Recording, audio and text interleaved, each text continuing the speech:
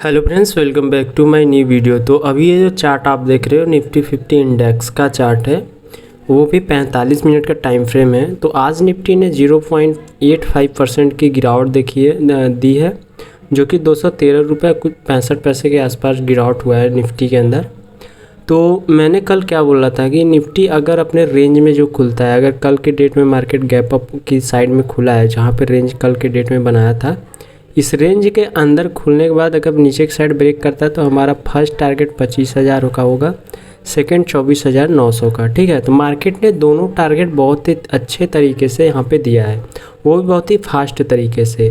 Reason क्या था कि जब यहाँ पे आप ध्यान से देखोगे तो मार्केट में हुआ क्या था कि जहाँ पे 25,000 का लेवल है, ठीक है, जो 25,000 का लेवल है, मार्केट ने यहाँ पे एक बार रिजेक्शन दिया था। पहले तो रेजिस्टेंस का काम कर रहा था 25,000, तो मार्केट ने पहले बार रिजेक्शन दिया, उसके बाद मार्केट ऊपर गया, तो यहाँ पे जो रेंज बनाया था यहाँ पे सस्टेन किया। तो काफ़ी लोग जो बाइंग के मोमेंटम में थे, जो 25,000 साइकोलॉजिकल लेवल था, तो काफ़ी लोगों को लगा कि जो 25,000 का लेवल है यहाँ पे क्या हो सकता है कि हाई क्वांटिटी में बाइंग आ सकती है। ठीक है, तो यहाँ पे क्या लोग सोचे कि यहाँ पे हाई क्वांटिटी में बाइंग आएगी तो हमें अच्छा खासा मूव 25,000 के ऊपर जैसे निकलेगा तो हमें तगड़े तरीके से मोमेंटम मिल सकता है। तो मार्केट ने वैसा किया नहीं। मार्केट किया क्या, यहाँ पे सस्टेन करके बायर्स को बुलाया, उसके बाद मार्केट ने अगले दिन क्या किया, उसी दिन हल्का सा रिजेक्शन दिया, ब्रेकआउट दिया अपसाइड में। ठीक है, जब मार्केट ने अपसाइड में ब्रेकआउट दिया तो काफ़ी लोगों का जो स्टॉप लॉस था 25,000 पे बन गया था। ठीक है, जैसे ही 25,000 पे स्टॉप लॉस क्रिएट हुआ तो मार्केट फिर अगले दिन क्या हुआ, हाई क्वांटिटी में बाइंग हुई इस लेवल पे। जैसे मार्केट ने इस लेवल को ब्रेक करके ऊपर गया, ठीक है, तो क्या हुआ कि हाई क्वांटिटी पे यहाँ पे देखो, जैसे मार्केट इस लेवल पे आया था, जैसे यहाँ पे इस लेवल को ब्रेक किया, ब्रेक करने के बाद हुआ क्या कि मार्केट जब इस लेवल से ब्रेक करके ऊपर की साइड गया तो पहले से तो यहाँ पे जो लोग बाइंग किए थे अच्छा मोमेंटम लेके निकल गए, का स्टॉप लॉस नीचे लग गया इस लेवल के आसपास। अब क्या हुआ कि यहाँ पे जो लोग क्लोजिंग हुआ लगभग 2, ढाई, 3 बजे के आसपास, जो लोग मार्केट के अंदर थे, रिटेल जो ट्रेडर होते हैं, यहाँ पे क्या किया, उन्होंने भी स्ट्रॉन्ग बाइंग बना ली। तो हुआ क्या कि मार्केट ने तो गैप अप खोल दिया अगले दिन। ठीक है, अगले दिन जब गैप अप मार्केट खुला तो मार्केट ने खोलने के बाद पूरा रेंज में ही फंस के रह गया। ठीक है, तो जब रेंज में फंस के रह गया तो नए लोग भी यूट्यूब पे काफ़ी लोग बताएं कि 25,000 साइकोलॉजिकल लेवल है, जब 25,000 के ऊपर मार्केट जाएगा तो हमें अच्छा मोमेंटम मिल सकता है। तो वही हुआ। तो काफ़ी रिटेलर लोग क्या सोचे कि यहाँ पे गैप अप खुला है तो और तगड़े तरीके से अगले दिन बाइंग हो सकती है, तो काफ़ी लोग इस लेवल के अंदर होल्ड बना लिए। जब होल्ड बनाए तो आज की डेट में क्या हुआ कि आज देखोगे आप तो मार्केट जैसे यहाँ पे होल्ड बनाया काफ़ी लोगों ने, यहाँ पे तो 25,000 के लेवल के आसपास कहीं ना कहीं सब बाइंग बना के बैठे थे, स्टॉप लॉस यहाँ पे है, और जो नए एंटर किए थे उनका स्टॉप लॉस यहाँ हो गया था। अब बाकी लोग तो होल्ड में थे, अब सभी लोग ने यहाँ पे होल्डिंग बनाई। मार्केट ने आज क्या किया, रेंज के अंदर खुलने के बाद एक कैंडल से स्पाइक कर दिया डाउन साइड। रीज़न क्या था यहाँ पे इतना बड़ा स्पाइक आने का कि यहाँ पे स्टॉप लॉस काफ़ी लोगों को लगा था, और इस लेवल का जितने भी स्टॉप लॉस थे सब कट गए, मार्केट इसी रेंज में सस्टेन हो गया। नहीं तो इस मार्केट को गिरना होता तो 25,000 जो 800 का लेवल है ना, इसको भी बहुत अच्छे तरीके से मार्केट अचीव कर सकता था, बट नहीं किया।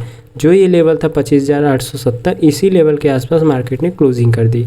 इसका मतलब साफ है कि जो लोग यहाँ पे स्टॉप लॉस लगाए थे सभी का स्टॉप लॉस हर्ट कर दिया मार्केट ने। ठीक है, तो चलो हम सोमवार के दिन का देखते हैं कि सोमवार के दिन हम कहाँ पे ट्रेड कर सकते हैं, कौन कौन से लेवल्स हो सकते हैं। ठीक है, तो अभी तक हमारे चैनल पे आप नए हो तो चैनल को सब्सक्राइब कर लेना, साथ में बेल आइकन प्रेस कर लेना, ताकि हमारे आने वाले नए वीडियो की नोटिफिकेशन आपको मिलती रहे। तो देखो अभी हो क्या सकता है कि मार्केट मान लेते हैं कि कल के डेट में फिर से इसी रेंज के आसपास ओपनिंग कर दे। ठीक है, ये जो रेंज आप देख रहे हो, इस रेंज में अगर ओपन करता है 950 850 के बीच में, तो मार्केट ओपनिंग करने के बाद जब इस रेंज में सस्टेन करेगा, सस्टेन करने के बाद अगर ब्रेकआउट अप साइड में देता है तो 25,000 अब हमारे लिए एक रेजिस्टेंस की तरह काम करेगा। ये ध्यान रखना कि पहले रेजिस्टेंस की तरह काम किया था मार्केट, उसके बाद यहाँ पे सपोर्ट का काम कर रहा था।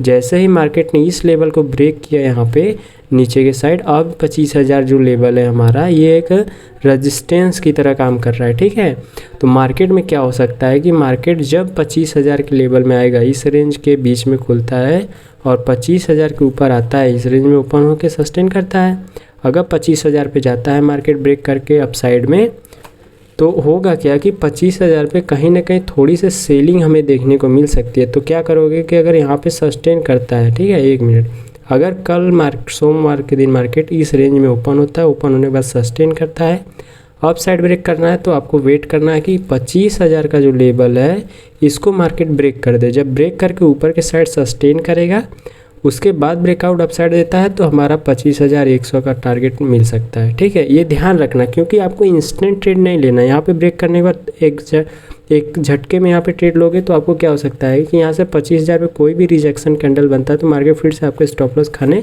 नीचे की साइड आ सकता है। तो इसे विशेष रूप से ध्यान में रखना, बाइंग साइड का मोमेंटम बहुत स्लो करना जब से 25,000 के ऊपर मार्केट नहीं निकलता है। ठीक है, अगर 25,000 के ऊपर निकल के सस्टेन करके ब्रेक करता है तो 25,100 का फर्स्ट टारगेट आपको देखने को मिल सकता है।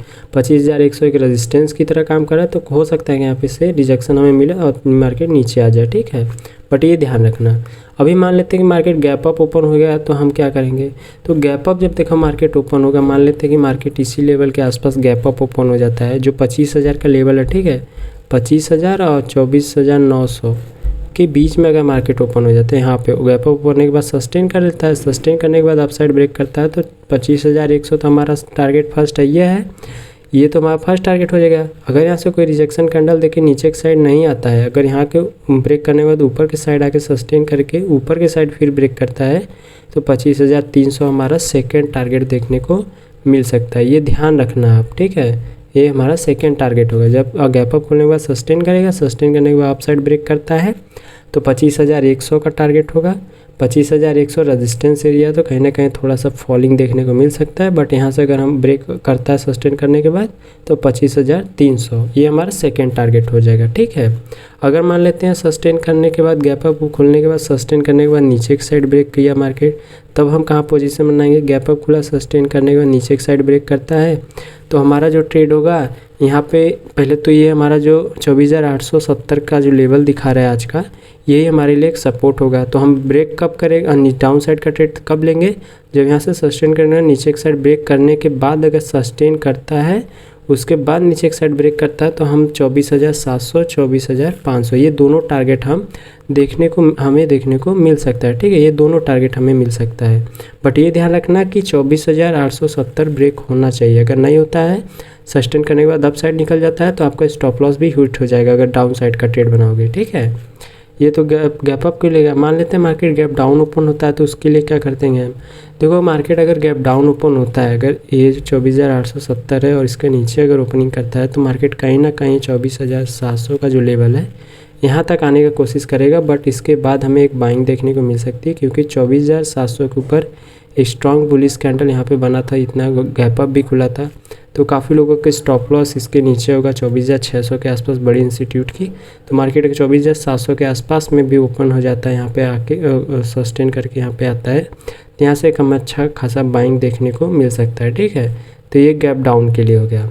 तो आई होप कि वीडियो आप बहुत अच्छे तरीके से समझ में आ गई होगी, और कोई भी क्वेश्चन होता है कि जो चीज़ें आपको ना समझ में आए, तो अब मैं लाइव आता हूँ डेली। ठीक है, डेली लाइव के अंदर आप क्वेश्चन कर सकते हो, एनी क्वेश्चन जो आपको ना समझ में आता हो, मैं सब क्वेश्चन को लाइव के अंदर ही क्लियर कर दूंगा। ठीक है, तो मिलते हैं अपने नेक्स्ट वीडियो में, तब तक के लिए धन्यवाद।